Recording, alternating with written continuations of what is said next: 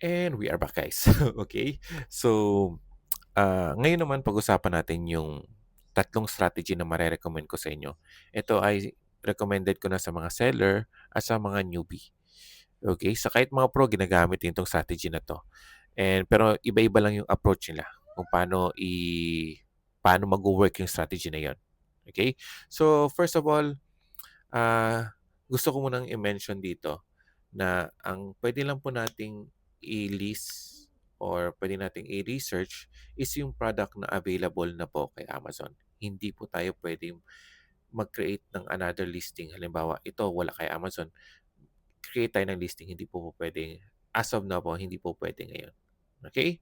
So, let's start. So, unang-una po is traditional sourcing. Ang traditional sourcing po sa mga newbie dyan, makinig po mabuti.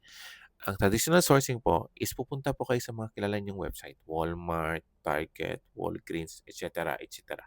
So, start po kayo doon and then maghanap po kayo ng product doon, nag-sell ng maganda kay Amazon. Okay? So, yun po ang traditional sourcing. Marirecommend ko ang traditional sourcing kapag may mga sale. Halimbawa, si Walmart, nagkaroon ng sale sa toys, doon kayo mag-research. I-search niyo yung mga tawag ito, yung mga sale na item nila. Yun po ang kinaganda ng traditional. Ang pangalawa po is reverse sourcing. Ang reverse sourcing naman po is from Amazon. Maghanap kayo ng source website, yung mababang presyo. Ang kinaganda ng puno, ang kinaganda po ng reverse sourcing is marami kayong option na source website. Makikita niyo yung mga mga iba't ibang klaseng website, source website, and kailangan niyo lang po i-check kung legit or hindi. Yun naman po. Pero kailangan po natin gumamit ng VPN para make sure po US po yung natin, yung mapupunta natin ng mga website. Tulad ng sinabi ko sa previous video ko po. Okay? Ang pangatlo po na I think effective masyado po is brand sourcing.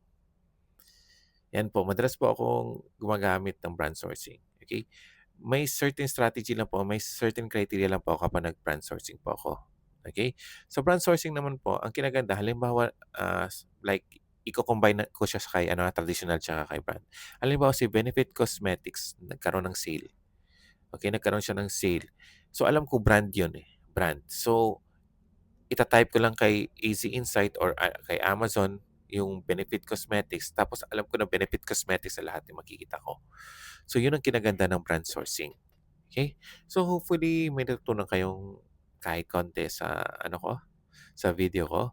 And any question, i-brother ko lang to kapag nakagawa na ako mismo ng video sa YouTube ko. Lahat ng pinag-usapan natin, I think previous weeks, lalagay ko sa isang video, i-explain ko halos lahat. Okay, paano nag-work yun.